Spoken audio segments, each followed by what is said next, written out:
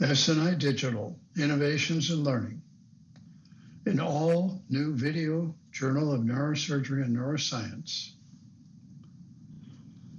which offers its programs and this program on podcasts on Apple, Amazon, and Spotify, in association with SNI Surgical Neurology International, an internet journal, are pleased to present another in the SNIDigital series on interviews with clinical neuroscience leaders. This interview is with Dr. Abdul Hadi Al-Khalili, who is a widely known Iraqi and world leader in medicine, neurosurgery, culture, and society. Dr. Khalili is former professor of neurosurgery at the College of Medicine at the University of Baghdad, consultant and head of the neurosurgery division in Specialized Surgical Hospital in Baghdad, founder and director of the Orbital Surgery Center, the first of its kind in the world, in the Arab world, head of neuroscience research at the College of Medicine, vice chairman of the Iraqi National Cancer Council, and associate member of the Iraqi Academy of Sciences, member of the WHO Eastern Mediterranean Regional Office Research Committee, member of the Central Committee for Continuing Medical Education in the Ministry of Health, and cultural attaché of Iraq in Washington, D.C. This is a summation of Dr. Khalili's background written by him. I am a physician surgeon, academic, researcher, and cultural advocate whose professional life has spanned more than 5 decades across clinical medicine, higher education, scientific research, and public service. My career evolved under exceptionally challenging historical conditions marked by wars, sanctions, institutional disruptions, and yet it remained guided by a commitment to scientific rigor, ethical responsibility, and service to society. I've sought to integrate medicine with culture, education, and history, believing that the physician's role extends beyond the operating theater into the intellectual and moral life of the community. The interviewer for this program is James Ausman, who is the creator and founder and CEO of SNI and SNIDigital, the former professor at the Universities of Minnesota, Michigan, Illinois, and UCLA, former head of neurosurgery at Henry Ford Health Systems in Detroit and the University of Illinois in Chicago, a futurist entrepreneur and healthcare consultant. Okay, well, I'll tell you, first of all, I think it's a real pleasure and honor for me to talk to you. You've had an admirable life. I looked through all your CVs and your background, and obviously we know each other for some time. And I thought we would go through some highlights of your background and ask you some questions about the things that were going on, what were done, and what's going on today, and so forth. You've obviously contributed for many years in many ways to civilization, Iraqi society, and medicine, and I know that you're regarded as a scholar and a highly respected leader in the countries in the Middle East and beyond. So looking at your life, you've accomplished an enormous amount. When I started with looking in your CV, what I didn't see was, and I always like to find out about this, it didn't say where you were born and your family, what was your background? Yeah, well, first of all, thank you so much, Jim. It's really a pleasure and honor to be with you and to be part of SNI. It is really a great platform for neurosurgeons and scientists all over the world. And the contribution you have made was really enormous, was wonderful. and it has great effect on all the people, the young people especially. And I know that from first-hand information about our guys in Iraq.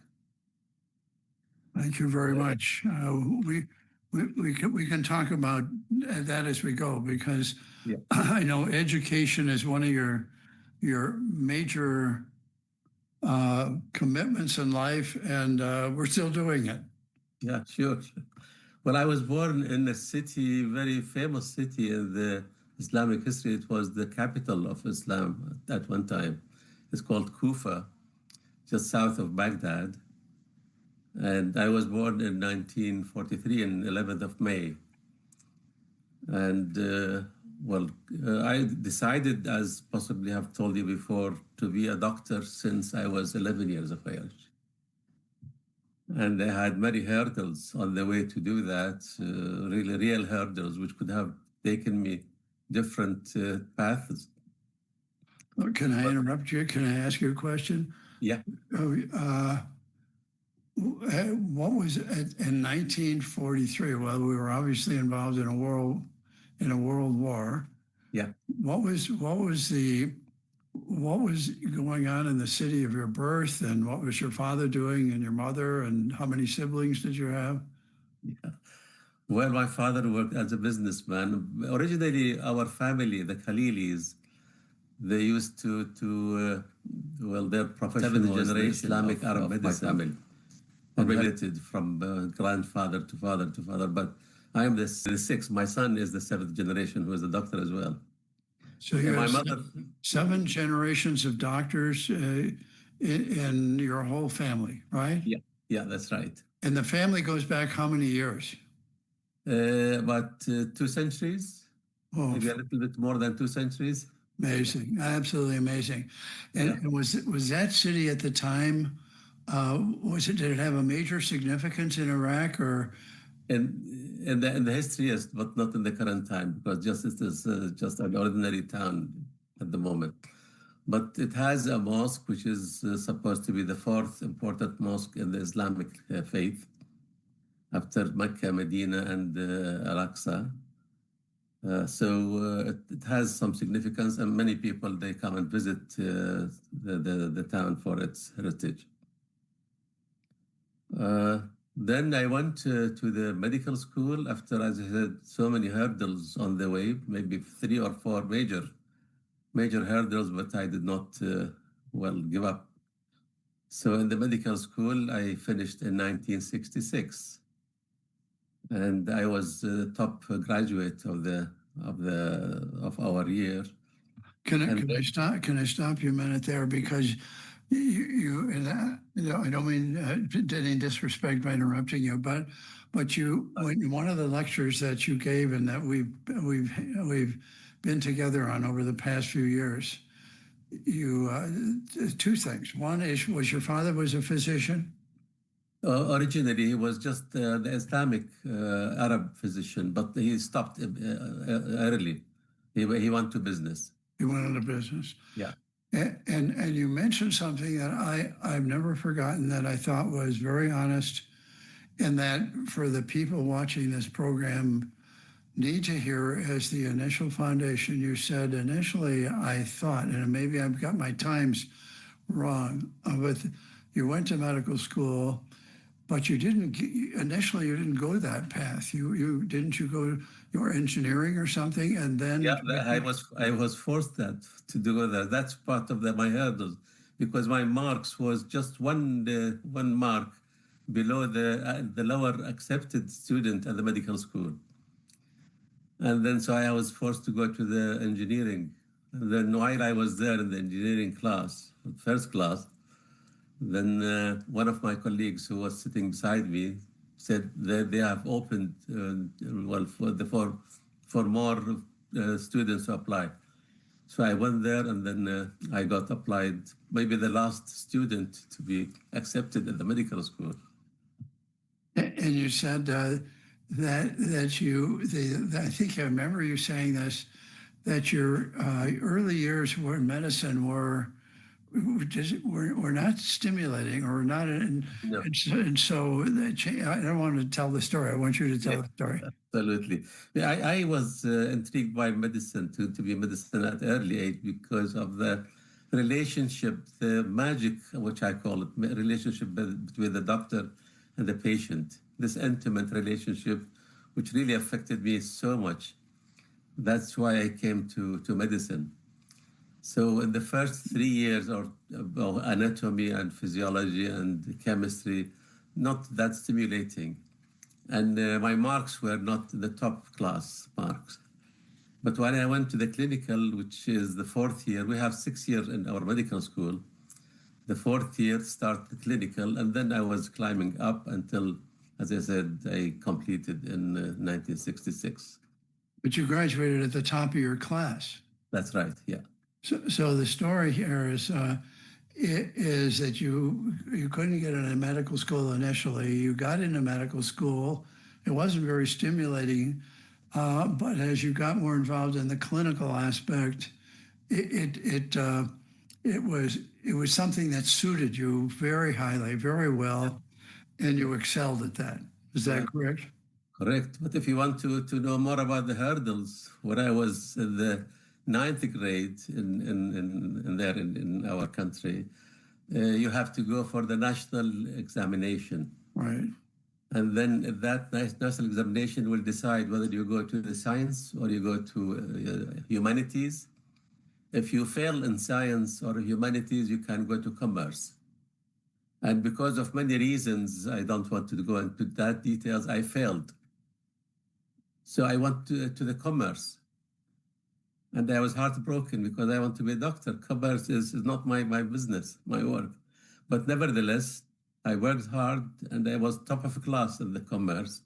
I was exempted from the final examination. So I was immediately passed to the second grade. But then I went as external student to lose 1 year of my life, to go back to have the external examination. And then I passed, I went to science again. That's why I could go to the medical school.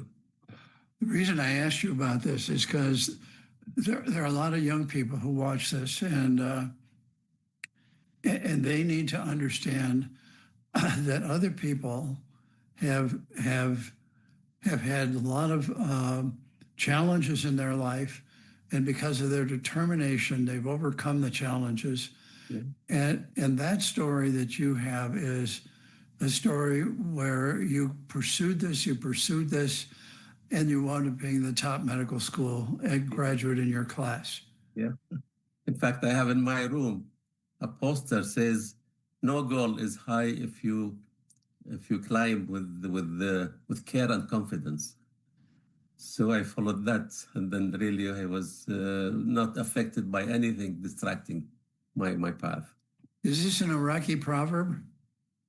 No, I got it from England. It's a British from one. England. Yeah, the poster is English with somebody climbing the high mountains. Yeah. Okay, so now you finished medical school after all of these things, and I'm sure you had the support of your family and so forth. But so what happened after that? Now you're finished with medical school. Then what happened? And then we have compulsory military service. We have to go to a year and a half in the military service. So now you must be 20 years later. So from 1943 or 1963, is that right? 66 I finished. 66, okay. Yeah, that's right.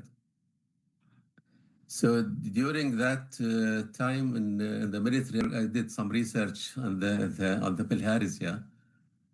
Bilharzia, that's hematuria causing by this ovum of bilharzia.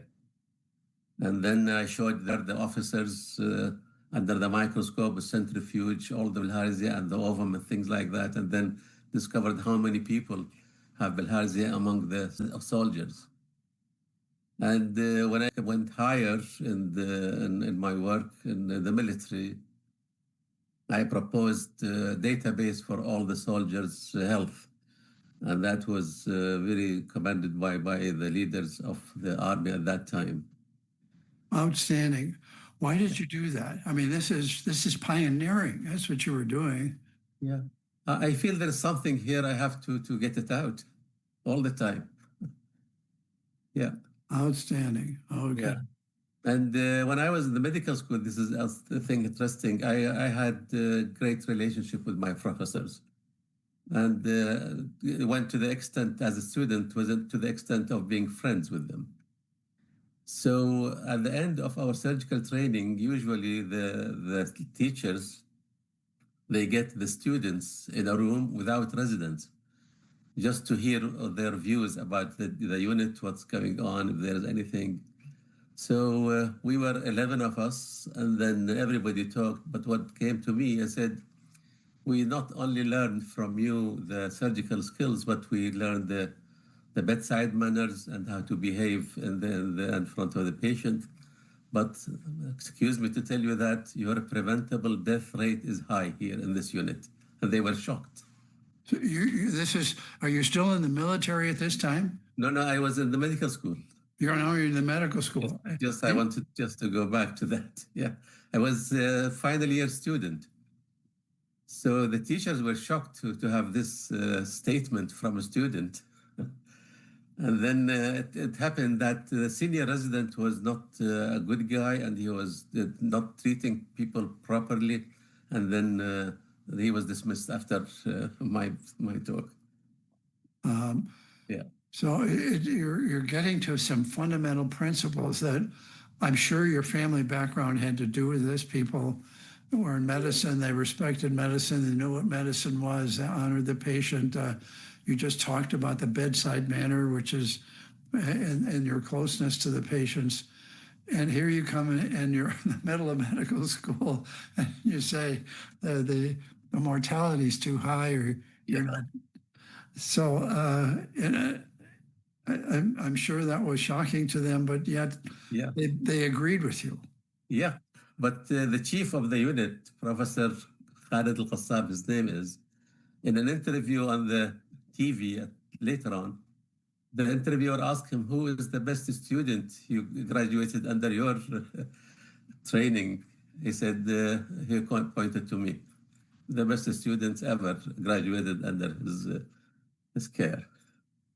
That's, and you were this motivation that you have came, you said you decided at age 11, obviously came from family and background in a desire to be the best you can in this field.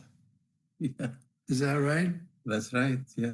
And by the way, we have in our family about now 60 Khalili duct physicians. Amazing.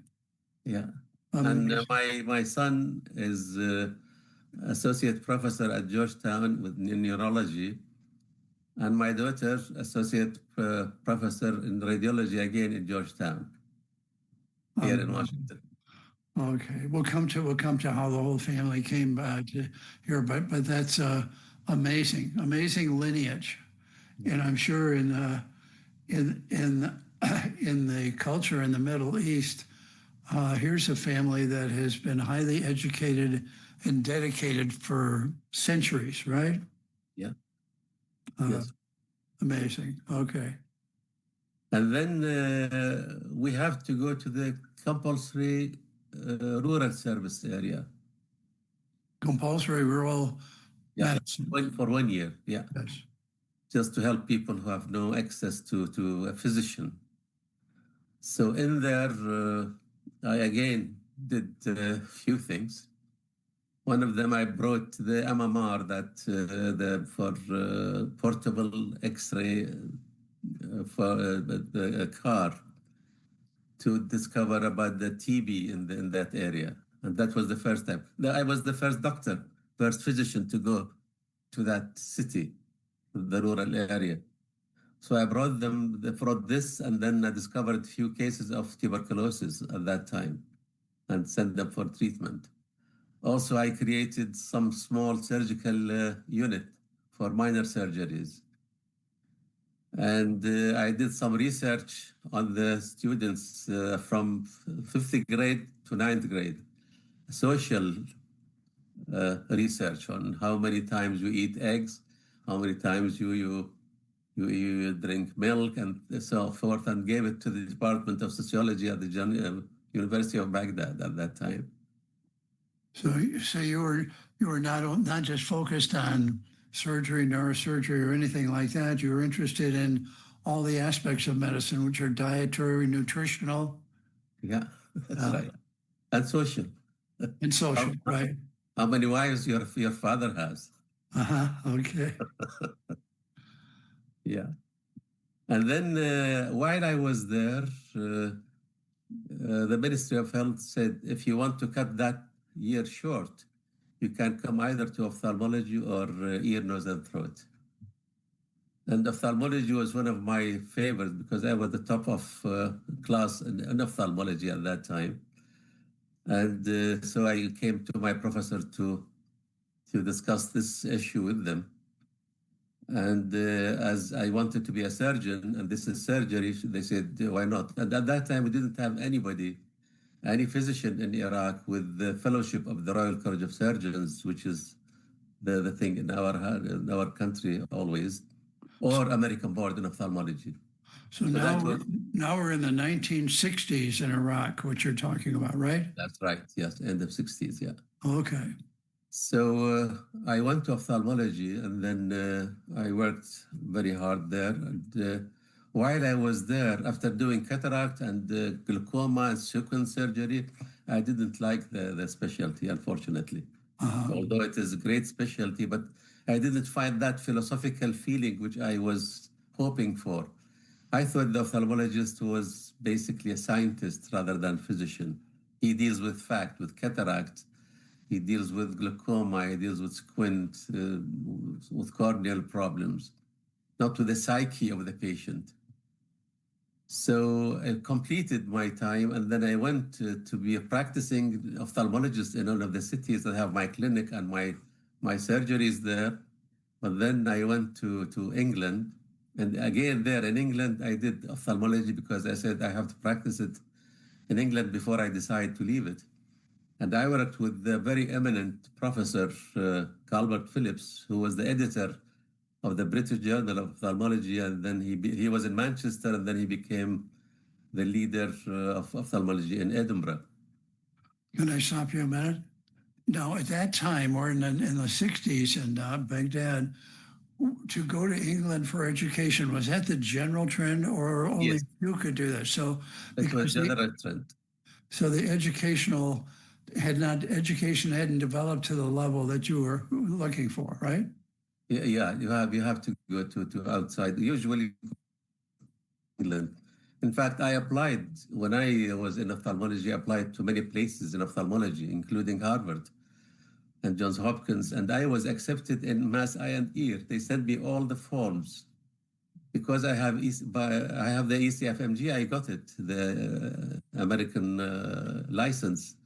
4 months prior to my graduation from the medical school. I got it in 66, passing the clinical and also the English test at that time. There was an examination center in Baghdad at that time. So because I had the ECFMG and I was the top of the class, I was immediately sent by Harvard, by Mass Eye and Ear, the forms, and they told me about the agenda with training program, 6 months with the cataract professor, 6 months with the... But our leaders said, if you go to America, people will forget about you and go to, like us, go to England. So unfortunately, I did not do that. I just pursued their advice. So in England, I did this ophthalmology, and then I reached a stage that that's enough. I cannot do that anymore. It wasn't a fulfilling, it didn't fulfill your dreams in medicine, right? Absolutely, yeah. So at that time, there was in Dundee, Scotland, an opening in neurosurgery. And a friend of mine who works in ENT there, he spoke to the chiefs there. And then they said, well, we have interviewed the people who are going to apply for the post. But he said, okay, just see him. So I went to see them, and then I got the post. Amazing. Yeah. So I worked with them, and they were two great leaders from South Africa, Joe Block and Ivan Jacobson. They were really wonderful guys, both of them. And while I was there, I got my requirements for the fellowship of for the Royal College of Surgeons. And then I had to do some general surgery and trauma surgery to complete the requirement. And then I got my fellowship in 1973. After there's a primary exam and then the final exam, and the gap between them, I had only 11 months. But some of my colleagues, it took years to complete the two exams. Now, this is a fellowship in the General surgery. In general surgery. Yeah.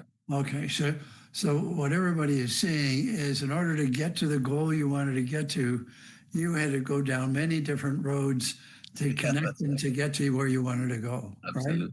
Yeah. Okay. Then I went to Leeds in England, in Yorkshire. And then there I had my training, proper training. So I had part of the training in Dundee in Scotland, and then completed that in England, Leeds. And my chief was one of the leaders of the neurosurgery in that time. In fact, he was the advisor in neurosurgery for the British Army at that time. And so you finished your neurosurgery where? In Leeds, in England. In Leeds. Yeah. And who was the professor at the time? Miles Gibson, his name is. Miles Gibson. Yeah. And there were others, of course, Arthur Wall and David Price. David Price was the president of the British Intensive Care Society. He was interested in intensive care problems. And then while I was in Leeds, I went to Yajargil in Zurich to have training there on micro neurosurgery. And then I came back to Iraq to work in Iraq in 1976. And in there, I joined my colleagues. The chief was Dr. Saad al-Witri, who was really the pioneer of neurosurgery in the country, although we had few others before him, but did not last long. And then he was the real pioneer and the one dedicated and who worked very, very hard. So now you get back to Iraq, and what was that year? Was that in the 70s? 76. 76. End of 76, yeah. And we reach a stage where we have one neurosurgeon to 500,000 of people. And that matches what was in UK at that time. In UK, one neurosurgeon to 500,000 in my time. Mm-hmm. So it worked, and then I had the interest in orbital surgery because of my background in ophthalmology. So I have to be faithful to that memory. So I started a clinic of orbital surgery 1 day a week in the ophthalmic hospital. I go there and get the people from all over the country to come there. In 1979, I went to Germany for orbit under Professor Kurt Schurman in Mainz. Yes. Schurman's supposed to be the leader of neurosurgery at that time in Germany. And then I had the opportunity to do some work on cadavers, and he allowed me. He was very kind to me. While I was there, I went to Majid Sami in Hanover to do peripheral nerve surgery course. So I came back, and then we have the war of Iraq-Iran war in 1980 until 1988. We were busy with that. We used to go to the front line to do surgery for these unlucky soldiers. So we were really, sometimes we work more than 24 hours nonstop. Together, maybe 6 or 7. So you had 6 or 7 neurosurgeons taking care of a very large population of people. Yeah, yeah. And plus the military. Yeah. And so there were a lot of war injuries, I would imagine. Yes, absolutely. We had really a great experience with trauma surgery at that time. And in 1990, I went to England to do orbital surgery under John Wright, who is the leader of orbital surgery in UK in Moorfields Eye Hospital. And also I did course in neuroophthalmology at the Queen Square. You've been to some incredibly outstanding institutions. Yeah, indeed. Yeah, I was really fortunate. Yes. And while I was in England, we did the course with the research with the European Cancer Institute at Border Institute of gliomas. And that was very, very important. We started there are about 23 centers all over Europe, and ours in Leeds was the only center in England. So we used to use the CCNU and then BCNU and then methotrexate, all with treatment of glioma at that time. Mm-hmm. And then so now we're in the it's after the war, so it's after 88. So now must be in the late 80s or 90s. Is that right? Yeah, that's right. And so let me just stop you here for a second. You've now traveled many places in the world for your education. Did your family members do that, or were you one of the first people who had done this? Yeah, they know that. Yeah, but they at that time, well, they were not allowed to accompany me when I go there. It was only me because they were afraid that if I have the family with me, they will not come back. I understand, but Yeah. when your ancestors where did they receive their medical training? My ancestors, as I said, they're Islamic Arab medicine. Okay, Islamic Arab medicine. So you were basically the first in your family. In my side, but we have 3 other more senior to me physicians as well. One is urologist, one general family physician. The other one is a family physician too. But you were the first in the family to travel to other countries for further education. That's right. Yeah. And also I want to mention that I went to Charles Drake at London, Ontario. Incredible. I worked with him as well. Incredible. Yeah. What effect, I mean, the reason I'm bringing this up is the opportunity to travel outside your country to all these different countries and not only learn. Did that have an impact on your life? Absolutely. Absolutely. Yeah, of course. In fact, we lived in our house as if we were in England, even the kids and then the way we lived. We went to Canada, and then one of the guys in Canada said, well, you behave in your family as if you've been in Canada for years. So there was no culture shock or something.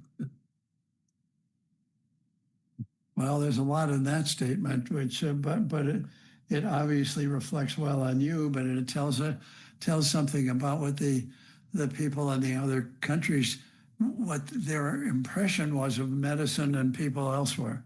Yeah. I mean, that's what it would mean to me. Yeah. And so you were, you and your background and all the culture you had was surprising to them, I assume. Thank you. And I did not stop on neurosurgery only, with teaching medical students and teaching residents and board students, Iraqi board students. But I went outside to the society. So I had great connection with different parts of the society. For instance, I gave a talk to the traffic people in the country. In their annual meeting, the keynote speech I gave them about the nervous system and traffic nervous system as a victim or as a cause. It was about 1 hour talk, and everybody was there from the leading traffic people all over the country. And I did work, promoted the idea of brain death at that time. It was not very well known in the country. And I went to the major clergy of Shia, of Sunni, of Christian, of Sabi, of others, to get their views before I talked to the people about it. And then I did so many lectures on that issue, just to make people aware that brain death is something to be really considered in the definition of death. So you're not only concerned about medicine, ophthalmology, establishing an eye surgery center, but you're concerned about the health of the society and nation, yeah, and people. Yeah. In fact, I had a book now about 450 pages of my initiatives from 1966 until now, and it's going to be published. That's phenomenal. It's something. There are so many strategic things important to the general health of people, to the general scientific basic knowledge of the country, of the nation, and so many other things, many things in that book, about 90 initiatives. What was driving you to do? I mean, you could have been like your family, but that's a little different background, different time. You could have gone into general family medicine and so forth, but it's almost like you're driven to keep progressing and getting into various different things. Here you're talking to a civil group involved in traffic. It's obviously related to all the injuries you see to the nervous system and how important it is and so forth. What was driving you? Well, I don't know. There's something there which I cannot stop. I think that's the yeah. Even if I go on holidays, I have to use some time to do something. And the other thing, I was involved in computer science. I used to stop my clinic for 7 weeks to about 4 hours delay to go for a course on computer. And then I had a lot of work on computer, and then I had a student in 1985. I supervised with the joint supervision with the professor of computer science. We both supervised that on diagnosing back pain on the computer. 1985, master students got that. Incredibly ahead of your time. It's just, that's what it says to me. So in the meantime, were you head of neurosurgery in one of the universities in Baghdad? Yeah, I was the major university of Baghdad. That was the. When did you take that position? When I went back in '76, but in 1988 I got the professorship degree. So even though you became professor, you continued to pursue things to educate yourself and also educate others. Absolutely. Learn into new areas like computer science, so forth and so on, right? Yeah, and in library science, in fact, the Library Society, they gave me a special event. They gave me a distinction award on my service in libraries. And same thing, the Computer Science Association, they gave a special event. They gave me distinction award of my services in computer. Outstanding, varied career, outstanding. Yeah. And I think 1999, I created in the summer holiday, I got the students from 2nd grade to the 6th grade, and at the holiday, to get them for research group, the best, the cream of the students, about 60 of them. I got them there and led them to do research in 4 categories: computer, clinical research, or epidemiology, and lab work. Now you said it was in the 6th grade. You mean in the medical school? In the medical school, 6th grade. Students from the 2nd grade to the 6th grade. Okay. The name of the school, they came really were very interested in my initiative, and they joined. And these were the leaders now in the US and UK, because they were so eager to learn. How are you're doing many pioneering things, and in your whole career, and now you come back to Iraq, and you could have stayed in England. I mean, why? It was very tempting, yeah. Yeah, why did you go back to Iraq? Well, I felt committed really to help my people. Absolutely right. Yeah. Absolutely right. We just make a note here. I want to talk about you, but we had a postgraduate education program. And that was at that time. What happened is many physicians were leaving the lower income and the part of the world, and they were migrating to the higher income areas of the world, and so it was a brain drain. You remember the term brain drain they had? Right. Yeah, of course. And we didn't like that. We would travel around the world, and so we accepted people who were trained in neurosurgery. So they'd already been trained in their country. They would come and stay with us for up to 2 years. 95% of them went back. Yeah. Which because we didn't want to take the people from the country, we wanted them to come back, which is why you went back. Yeah, that's right. Yeah. The other thing you may not know, or you know about it, I'm not sure. I thought that the professional degree is not enough for me, so I have to have academic degree. And I joined Bradford University in England to do Master of Philosophy. I saw that. I didn't know that. Master of Philosophy. What was your thesis? My thesis was on sequelae of head injury in children. Sequelae of head injuries in children. Yeah. And then when I finished the thesis, my supervisor was the dean of the postgraduate studies at the university, Professor Turner. And when I finished the thesis, presented to him as MPhil, he said, "This is good for PhD." And he spoke to the Senate, and the same thesis was changed to PhD. Oh, is that right? It's absolutely wonderful. Yeah, but when I sat for the exam at that time, they wanted a few things to change and to have another reset in 3 months' time. So when I went to Iraq, there was the Iraq-Iran war, and they couldn't leave the country. Right. Yeah, so I got the MPhil only. Amazing accomplishment. So now the war's over. You're into the 1990s, and now you're even further. Is that when you got into the computer science, or was it during the war? Computer science from 1982. I started. 82. During the war, yeah. So now you're back in Iraq, and you're head of the department, and you're doing all these things. And the question I asked you is, and you're really, this is true across cultures. You're pioneering and introducing new ideas. Did you have resistance? Of course. A lot. And I think the people listening to this and seeing this, how do you deal with that, Fadi? Was it discouraging? How do you overcome that? Not discouraging, no. I just go around it.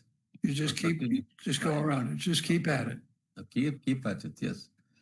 So it gets back to your early days when you missed getting into medical school by a point, and you continued to pursue after engineering medical school and so forth and so on. Nothing was going to stop you.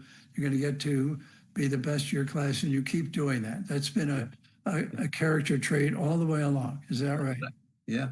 In fact, in 1990, when I was with Charles Drake, the Gulf War going to start. But nevertheless, I was with my family, and there was temptation to stay there. But we came back to Iraq, and it was the last airplane to arrive to Baghdad we were in. And in 1981, I was doing my thesis in England. And then I went back again, the last plane, because of the Iraq-Iran war then. Uh-huh. So determined to go back to really to help people. But as you know very well, that in 2004, I was kidnapped. Why? Because I think one of the reasons is I created a big association to help Iraq culture and health. For that society had about 27 dignitaries. Each one of them is really something, his specialty. So he's a leader. The leader, absolutely. And for instance, I got the best historian in the country, the best professor of surgery in the country, and the best politician, a moderate politician in the country. About 27 of them. They were the cream of the society, and we had a big event. And I was the president of the society. So we had a big event in one of the hotels there. About 400 people attended. And that was really, I think, triggered something about the kidnapping. They didn't want, after the occupation, they didn't want this so many groups of criminals. They didn't want things to go in the right direction. So, but this is not an isolated issue. It happens in countries around the world. Isn't that true? Yeah, absolutely. Yeah.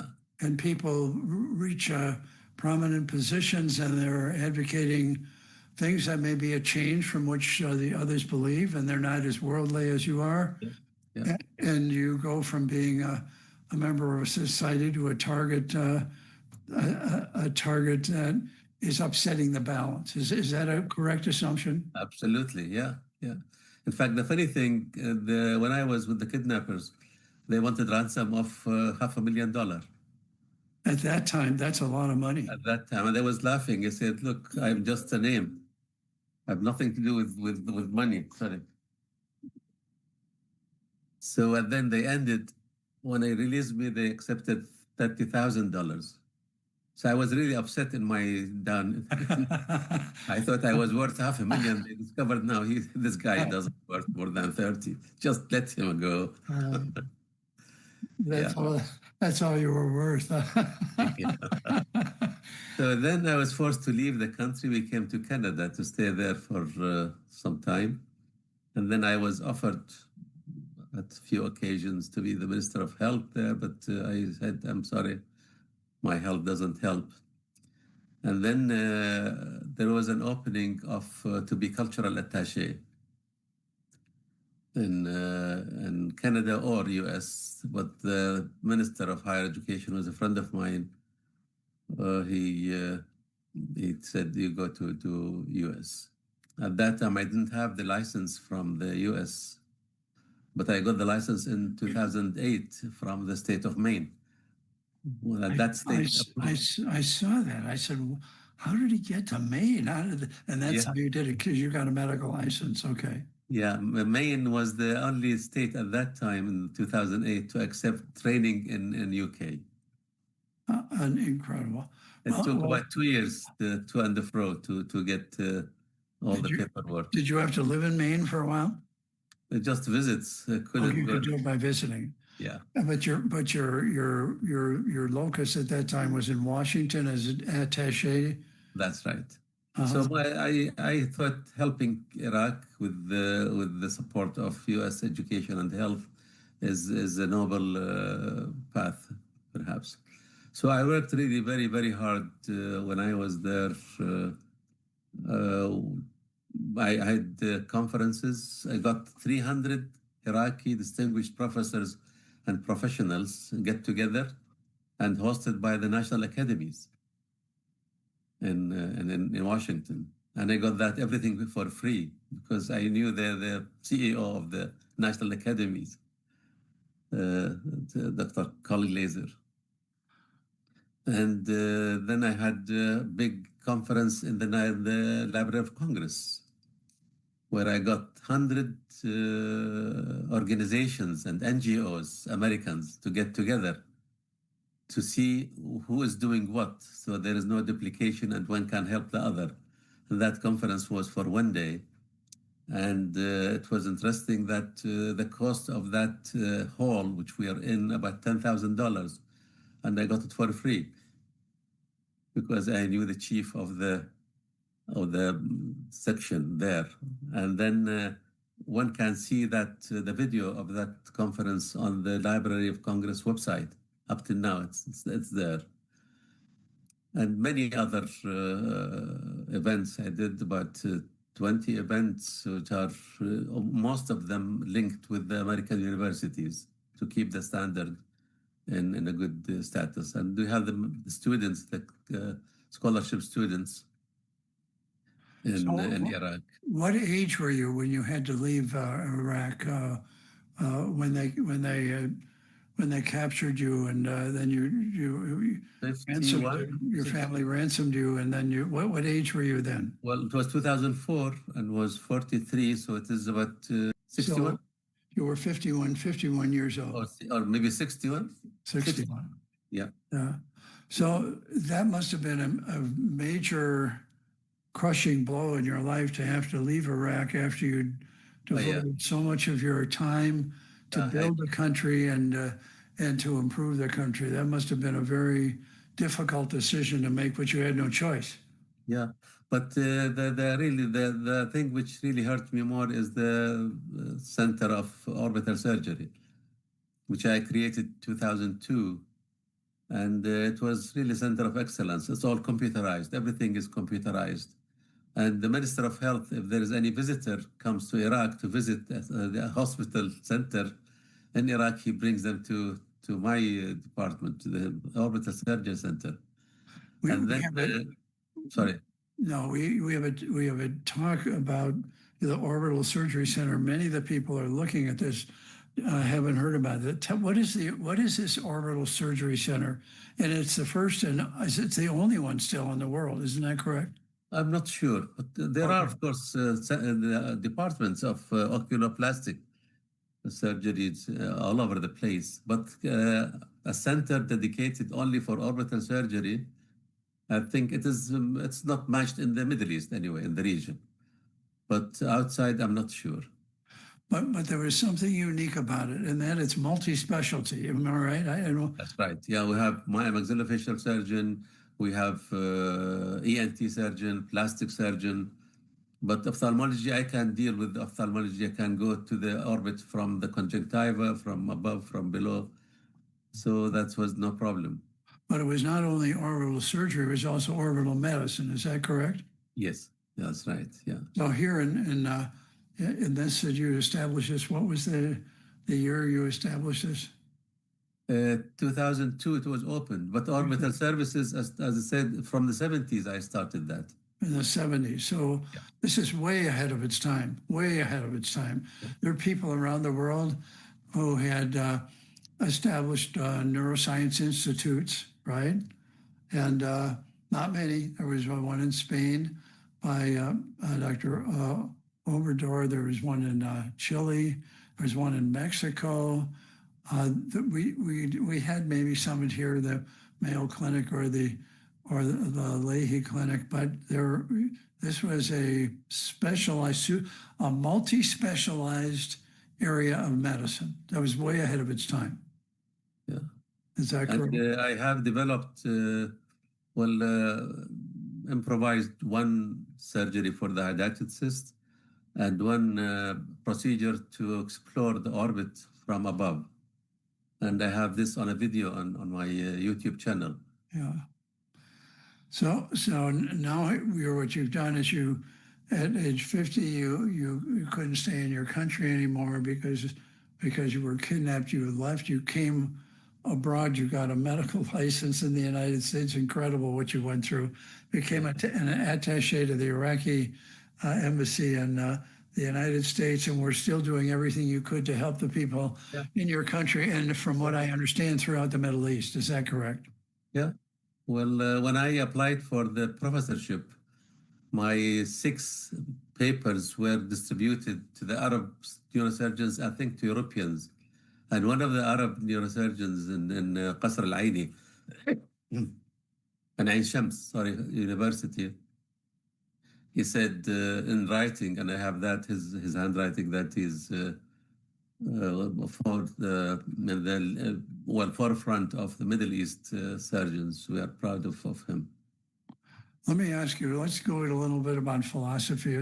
When you were married, and before we get into the philosophy, you were married, and how many children do you have? You and your wife were married when? Can I just finish with that part? Sure, go ahead, sure. After that conference, which I had with 300 Iraqi academics and professionals, I created just a group of, I called it Together for Iraq. And in that, I had 42 committees of different things, from medical committees, about 15, and then in law and art and everything. And each committee has another committee in Iraq just to match that, and they communicate between each other. But when I got retired, I created a society again with leading figures from Iraqi American professors, and then continued to help Iraq through that committee. And I was, again, the president of that society. We had a journal for 3 years. It was a recognized peer-reviewed journal, and we have many distinguished people published there. And I was the chief editor, and then the editors with me were really fantastic guys there. I think it was, I don't know if this is the committee or if this is something different, but when we were together in some things over the past years, you mentioned you were having a meeting with the health ministers of many countries throughout the Middle Eastern region in an effort to boost healthcare and all the aspects of health in other areas. In fact, that was not exactly with the health minister, but that was in the health committee of the World Health Organization, WHO. Okay. I was a member in that committee in Cairo, based in Cairo. So I used to go there, and then in there I used to talk about what I have. So you were trying to make everybody aware of the and help lead in those organizations also, right? And one of the main topic really is what I call targeted medical research, because our medical research is done for the sake of promotion, academic promotion only. So what I wanted to do is to combine the health problems of the country to have the research on that problem, so they get promotion and they get at the end the result of your thesis and thesis of others to help strategy for the country. That's terrific. Let me ask you some philosophical questions. What is your greatest satisfaction in life? Well, I was asked about this question before. My really something which I'm satisfied with and then proud of. My answer was the gift of God. Gift of God to be able to help others. That is the gift of God to be able to help others. That's Hadi. That's right down my line. That's just outstanding. What's your greatest disappointment? What's going on in Iraq now, politically? But in spite of the difficulties in Iraq now, which is disappointing, there are people who are doing wonderful work with these young guys. You know of the neurosurgeons, the young neurosurgeons, and that reflects on other parts of the society. Really, one is a crowd of these young people who are doing amazing things beyond imagination in all aspects of life in Iraq. And these are really the hope of the future. Well, we met and we've had on SNIDigital presentations by a number of the Iraqi neurosurgeons, quite a number of them. I think most of whom you were involved in their training, because we didn't cover this point, but after the war, you spent a lot of time developing neurosurgery there. Many of these people you personally trained when you were head of the medical school. They're very indebted to you. They admire you greatly. And some of the things they've done are outstanding. I mean, just extremely creative, very hardworking, very innovative people. But people don't know this. And but they've done a great job, and a tribute goes to you for stimulating them. All my colleagues, Dr. Saad and others, really worked hard to have these guys trained well at our time. Okay. I think that's terrific. So now, how old are you now? Now I'm 82. 82. Okay. Yeah. But I work on the computer every day about 8 hours. Okay, I'm 88. So anyway, that's outstanding. As you turn around and look at the world today, what's going on that's good? What do we need to do? What's going on that's disappointing?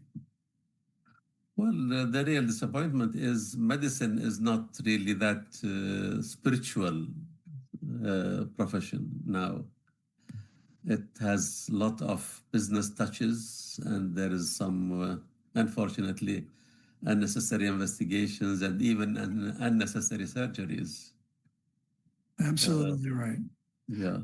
And, So and this is is this? Do you think this happens in the United States? I can tell you that. all over the place, I think. You think it's all over, everywhere? All over the place. All over the place, I think. And you think the incentive to this is monetary? Yeah, that's right. So is the problem that we've introduced money to medicine, or is the problem that people have culturally changed? They're more I think selfish. Sorry. No, Sorry. they're more self-centered or something. Is it a change in medicine, or is it a change in the culture? I think change in the culture. I agree. Because, for instance, in U.S. here and then in Iraq, these days, there are business people who run the medical services. They hire doctors, and then they want money, they want a reward, financial reward from whatever way you deal with your patient. And you know, and here these are big systems, health systems. Under their umbrella, there are so many hospitals, and they have to give 20 minutes for the patient, for instance, or 15 for the old patient, and so forth. And that was not the case in our time. You give all the time to your patient, and you make the patient feel that you are there for him. I totally agree with you.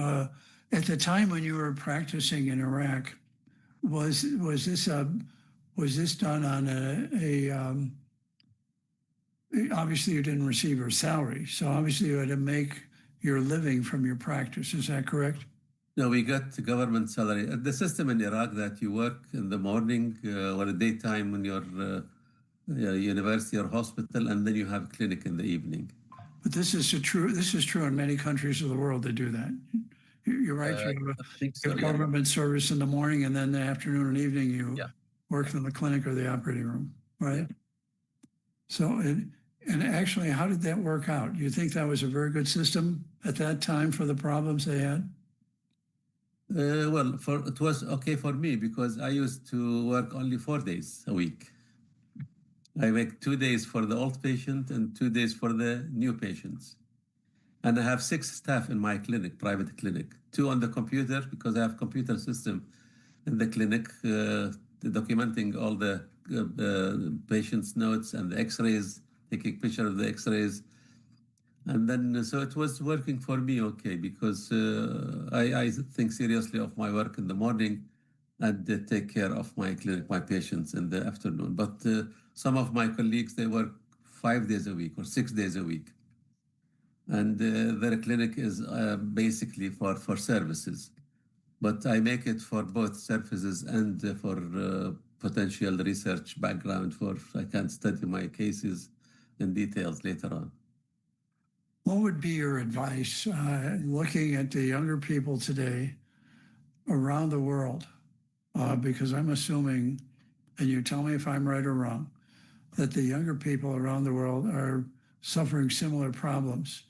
What's your advice to them? Well, they need really basically a role model to look at just to be like that person, or at least on that path. And role models are not so many these days, in which the one you are dreaming of and I'm dreaming of. My advice is really to consider the patient as a patient, not as a number or as a case notes or whatever. The patient is a human being, and then a smile with the patient in front of the patient will really comfort him. And then rather than just doing things quickly without making him feel that you are for him. So you need really to make the patient feel that you are there as if you are only for him, and you care for him, and you listen to him, which is not that easy these days, unfortunately. I've seen it here in US with our family physician. As a lady, she is really wonderful. She can stay with us for as long as it needed. And she works at, I don't want to make promotion for the company she works for, but she is the only one I have seen these days doing this. Well, and by the way, she is Egyptian in origin. She's American Egyptian. Interesting. Yeah. And it's true, exactly true in our country right now. And you're saying it's true, or you're saying it's true around the world. Is that right? I think so. Yeah. Well, I hear about in Canada and in UK, friends I have, they say that it's probably is the same trend. Yeah. Yeah.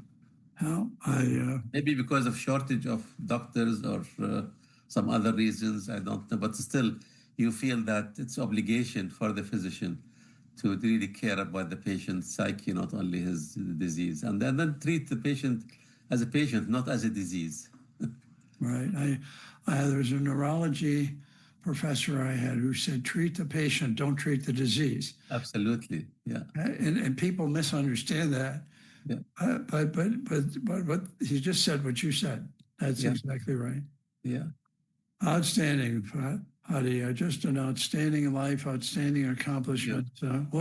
What are you looking forward to? You're 82. You're still you're eager. You're doing things. What are you doing next? Well, I've now completed the book of my trip in the neurosurgery and life, which is going to be published, I hope, in a few weeks. And I completed the book about initiatives, which I told you about. And I have so many plans, nonstop. That's excellent. Yeah. Always have things to do, right? I'm giving the talks a lot, maybe about 20 talks so far on the Zoom, different groups, about culture, about the young academics in England. And for instance, one of the best talk I have given, supposedly they call it, and then they rated as #1 for the year. I gave a talk about the liver in the culture and medicine. Because in our country, in our culture, liver is considered in the past and now more important than the heart and the brain. Because when you say about your children, you are my liver. Interesting. And that has a basis to the Sumerian time, which I dig to the history and then got from the Sumerian time and then going back to now. In all the cultures, it is almost the same.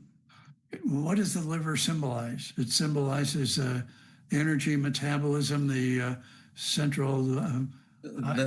they used it, the Sumerian, they used it first to speak to the gods. Mm-hmm. And then any changes in the anatomy of the liver, they can get some ideas and give the king and the okay to go to the battle or no, or get married or no, or somebody will a merchant will give them will bring them the sheep to get the liver, and then shall he go for that project or not? I'm going to ask you one final question. You've done this is a wonderful experience for people to see and to hear.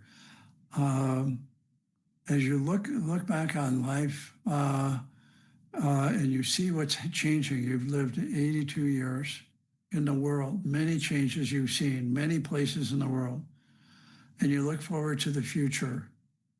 What's your greatest concern and what's your best advice? Well, my concern, like many people these days, about the technology is going into human life. Specifically the AI, what's going to happen there. And I remember Richard Hawking from England used to say the most dangerous thing in the future of human being is the AI. As much as it's good, it's bad, because to me, I think everything is good is a thing of bad. The more good it is, the more bad can be. Outstanding.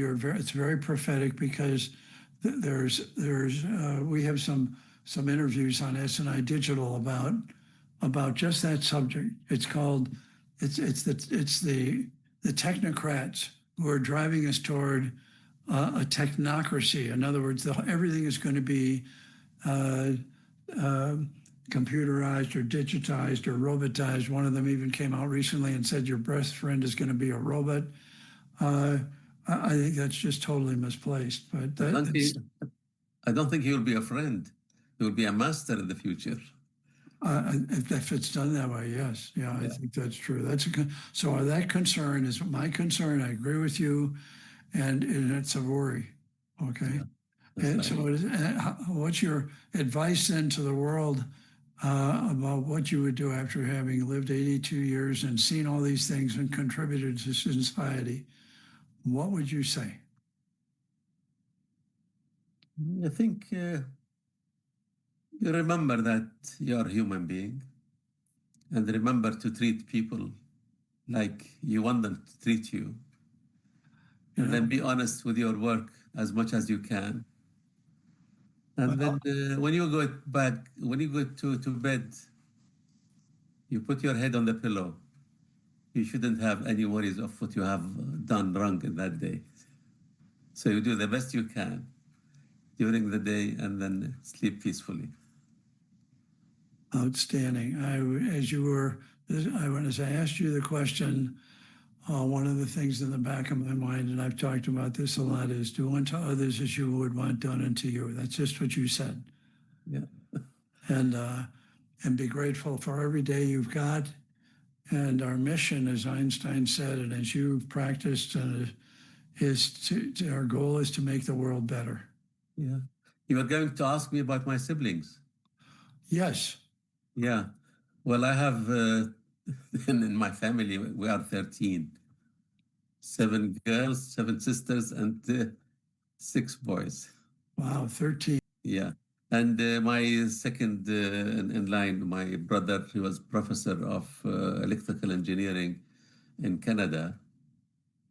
And he retired now. And the other one is a lawyer, and the other PhD in agriculture from Dublin, Trinity College in Dublin. And the other in commerce, he's got his degree. So they all are well-educated guys. And then, as I said, my children are the eldest girl I have is English graduate, and now she's working with disabled people here in Washington. Outstanding. An expert, and the others are, as you said, in Georgetown University both. And in fact, I have to give the credit to my wife, of course. Absolutely. My wife, in one of the meetings in the Library of Congress, I have it on the video and in my YouTube channel. That lady in that an organization, she said his wife must be an angel to cope with his with his effort with it being away from the house, even if in the house, but he's away from the house.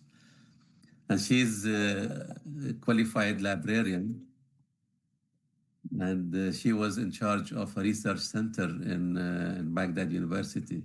And she helped me a great deal in my work, in my writing, in Arabic and English, because she's a graduate from English literature.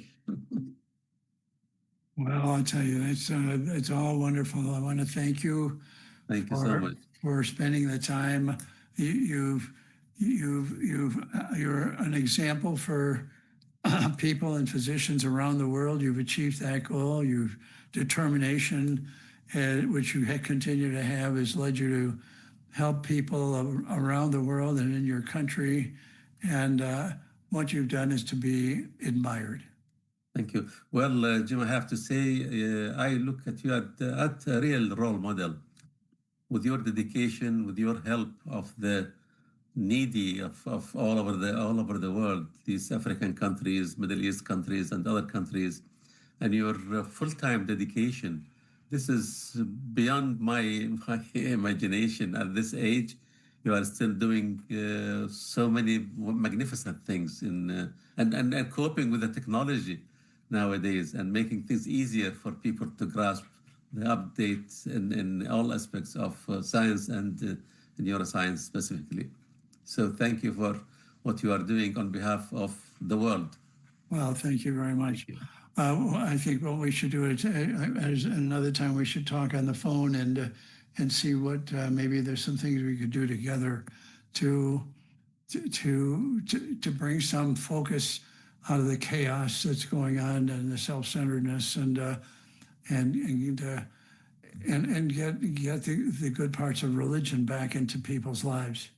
Yeah, it will be my pleasure to be with you. Okay, so we'll look forward to that. And Fadi, thank you. Hadi, thank you very much. Thank your wife, thank your family, and we appreciate your contributing as much as you have to society. Thank you so much. Okay, all right, bye-bye. Okay. These are selected references from Dr. Khalili's career. Use a screenshot to copy them for your records. In this first set of references, as you copy them out by using screenshots, note his diverse involvement in many fields of medicine. Orbital hydatid cyst, easier and safer removal. Brain abscesses in Iraq, comparison of CT, MR imaging, and the histological diagnosis of brain lesions. Multiple intracranial hydatidosis, measurement of a normal cell, measurement of the sagittal diameter of the spine. CNS tumors in Iraq over 10 years. Another reference slide, spinal cord grafting. A presentation made in 1999. Osteoclastoma of the spine. Determination of aluminum levels in patients with central nervous system diseases, way ahead of its time in 2002. The value of skull X-ray in the early management of head injury in 1989. Computed EEG analysis for a prediction of epileptic seizures in 1989. Multiple thresholding algorithm for the prediction of epileptic seizures, again in 89. Hydatid disease can be controlled. Cervical spondylosis, spinal cord regeneration, a new experimental approach, 1988. This third set of references, the value of CT scan and orbital hydatid, pain and surgery, experimental concussion, granulosa cell tumor and pregnancy into another specialty, computer analysis of intracranial pressure measurement, 1976, and prognostic factors in ruptured berry aneurysms, and also 1976. Incredible. We hope you enjoyed this presentation. The views and opinions expressed in this program are those of the author or interviewee, and do not necessarily reflect the official policy or position of SNIDigital or its management. The information contained in this program should not be considered to be medical advice. Patients should consult their own physicians as to their own specific medical needs. Fill out the evaluation of this video by going to the home page, choosing the video, and looking for 1 to 5 stars underneath the video. 5 is the highest evaluation to help us improve information we bring to you on SNIDigital. This recorded session is available free on SNIDigital. And if you have comments, questions, or requests for information or CME, look at the blue icon at the bottom of the home page and click on that, and it will take you to the email that will give you our contact. Surgical Neurology International is a traditional journal on the internet, read in 239 countries and territories, one of the first internet journals in the world in neurosurgery. It is the 3rd largest readership in neurosurgery of journals, and it has over 200,000 readers a year. SNIDigital Innovations in Learning is seen in 155 countries in the last 20 months. It's the first all-video neurosurgery journal with over 30,000 listeners and viewers at this time. The goal is to help people throughout the world. SNI and SNIDigital is offering this program on podcast along with Apple, Amazon, and Spotify. The foundation supporting all of these efforts has also the Medical News Network to bring truthful medical and science news to the world. This program is copyrighted in 2025 by the James I. and Carolyn R. Ausman Educational Foundation. All rights are reserved. Contact Dr. Ausman at jamesosman@mac.com for more information. And we hope you enjoyed the program, and thank you for watching.